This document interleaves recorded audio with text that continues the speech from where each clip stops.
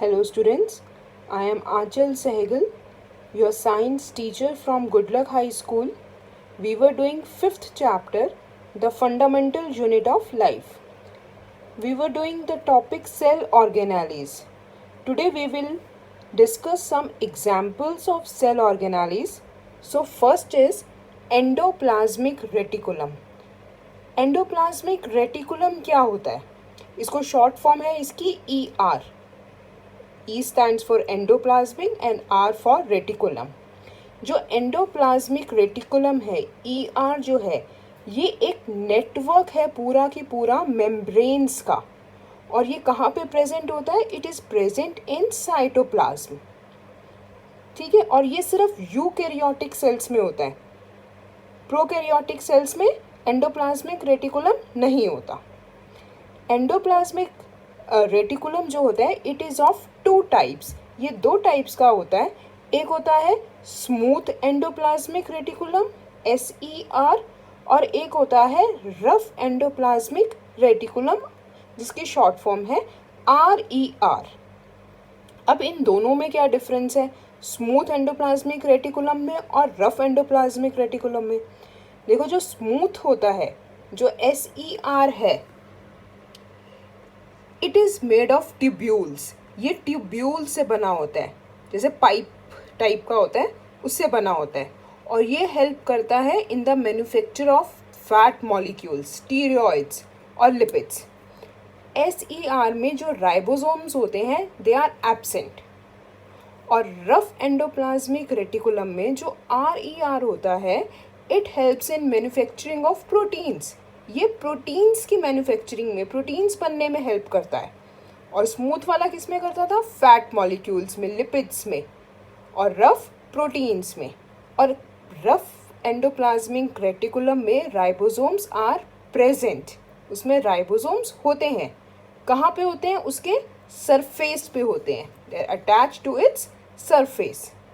अब endoplasmic reticulum करता क्या है? इसके फंक्शंस क्या हैं? देखो, साइटोप्लाज्म और न्यूक्लियस के बीच में ये मटेरियल को ट्रांसपोर्ट करता है. और क्या करता है? It provides space for biochemical activities. इस बायोकेमिकल एक्टिविटीज़ मतलब इसमें बहुत सारी केमिकल रिएक्शंस भी होती हैं. It helps in detoxification of poisonous products. कोई भी पॉइजनस प्रोडक्ट है, पॉइजनस प्रोडक्ट मीन जो कोई भी जो सब्सटेंस है वो सेल के लिए हार्मफुल है, तो उसको वो सिंप्लीफाई कर देता है, उसको डिटॉक्सिफाई कर देता है. कौन? Endoplasmic reticulum. तो ये सारे फंक्शंस हैं एंडोप्लाज्मिक रेटिकुलम के कि it transports material between cytoplasm and nucleus. और ये स्पेस प्रोवाइड करता है केमिकल रिएक्शंस के लिए, बायोकेमिकल एक्टिविटीज़ के लिए. और it helps in detoxification of poisonous products. ये था एंडोप्लाज्मिक रेटिकुलम. अब हमारा जो सेकेंड है दैट इज गोल्जी apparatus. ये प्लांट सेल और एनिमल सेल के डायग्राम थे, ये मैं पहले ही एक्सप्लेन कर चुकी हूँ आपको. अब आता है गोल्जी apparatus. देखो, गोल्जी apparatus क्या होता है? जो गोल्जी apparatus है ये सबसे पहले किसने डिस्क्राइब किया था? कैमिलो गोल्जी ने. इसके नाम से ही इसका नाम पड़ा गोल्जी apparatus. अब इसमें क्या है? It consist of a system of membrane bound vesicles. इसमें भी मेम्ब्रेन बाउंड वेसिकल्स होती हैं. और ये कैसे अरेंज होती हैं? Parallel to each other. ये पैरेलली अरेंज्ड होती हैं.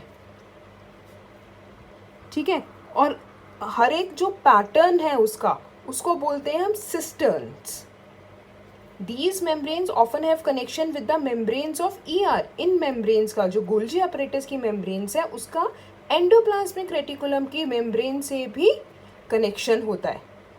ओके. और जो ये गोल्जी apparatus है इसके फंक्शंस क्या हैं? ये क्या काम करती हैं? मेनली ये इसके जो फंक्शन है वो है it includes the storage, modification and packaging of products in vesicles. ये प्रोडक्ट्स की स्टोरेज करती हैं, स्टोर करती हैं उनको और उनको पैक करती हैं. और कई बार क्या करती हैं? ये कॉम्प्लेक्स शुगर्स जो हैं may be made from simple sugars in the Golgi apparatus.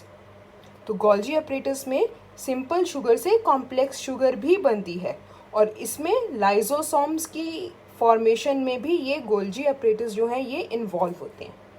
Lysosomes की फॉर्मेशन में। लाइसोसोम्स क्या है वो अभी हम अब पढ़ेंगे।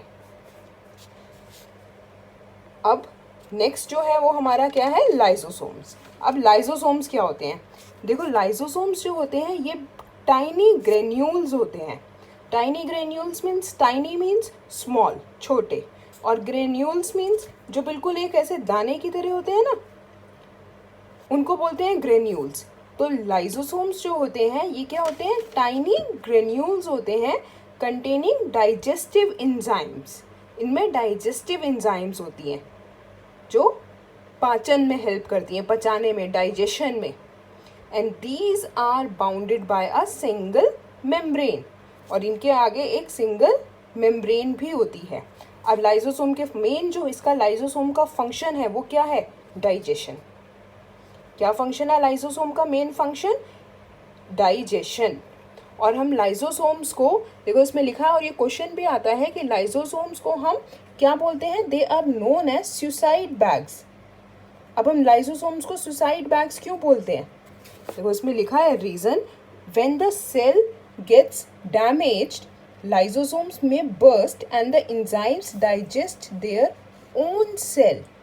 जब सेल जो है वो डैमेज हो जाता है, ठीक है, सेल, कोई भी सेल है जो अगर वो डैमेज हो गया तो उसमें जो लाइसोसोम है वो बर्स्ट हो जाएगा, और जो उसमें एंजाइम है वो अपने ही सेल को खा लेती है। तो इसलिए लाइसोसोम को हम क्या बोलते हैं, they are called suicide bags. Okay, अब नेक्स्ट आता है माइटोकॉन्ड्रिया। माइटोकॉन्ड्रिया जो है इसको हम सेल का पावर हाउस भी कहते हैं। They are also known as the powerhouse of the cell. ये रॉड शेप्ड के स्ट्रक्चर होते हैं, रॉड होती है ना जैसे, उस शेप का होता है माइटोकॉन्ड्रिया। और माइटोकॉन्ड्रिया जो है it is only present in eukaryotic cell. ये सिर्फ यूकैरियोटिक सेल में होता है, प्रोकैरियोटिक में नहीं होता। इसमें दो मेम्ब्रेन्स होती हैं, एक तो आउटर मेम्ब्रेन और एक इनर मेम्ब्रेन। जो इनर मेम्ब्रेन, आउटर मेम्ब्रेन तो देखो इट इज़ वेरी पोरस, और जो इनर मेम्ब्रेन होती है ये क्या होती है, इट इज़ फोल्डेड, ये फोल्ड होती है अंदर की तरफ और चैम्बर्स बनाती है जिसको हम क्या कहते हैं, क्रिस्टे।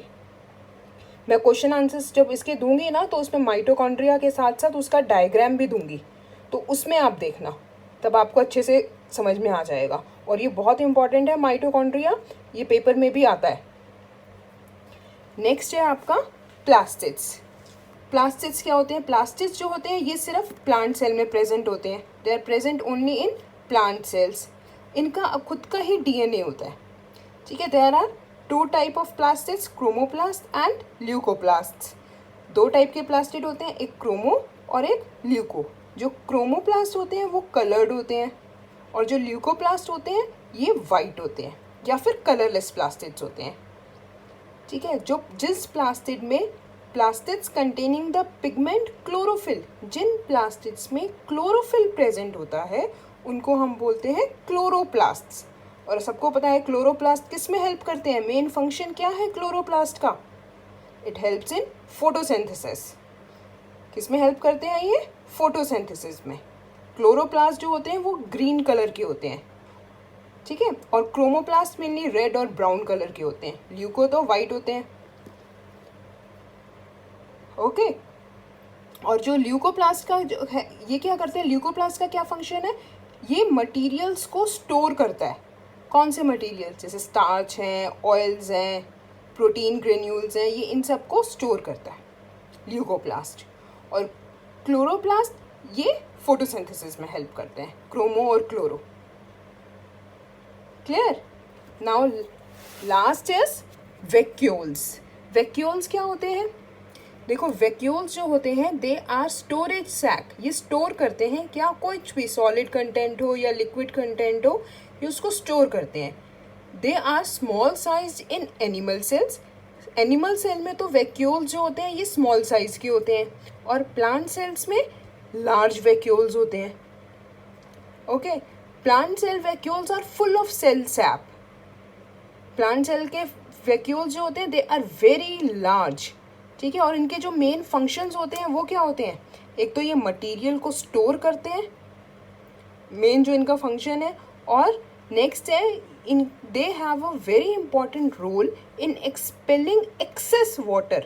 अगर कोई ज़्यादा पानी आ गया है सेल में, एक्सेस वाटर है, तो उसको भी ये एक्सपेल कर देते हैं, अपने अंदर एब्जॉर्ब कर लेते हैं या बाहर निकाल देते हैं. ठीक है, तो ये थे वैक्यूल्स. तो यहाँ पे ये आपका जो चैप्टर है इट इज़ फिनिश्ड.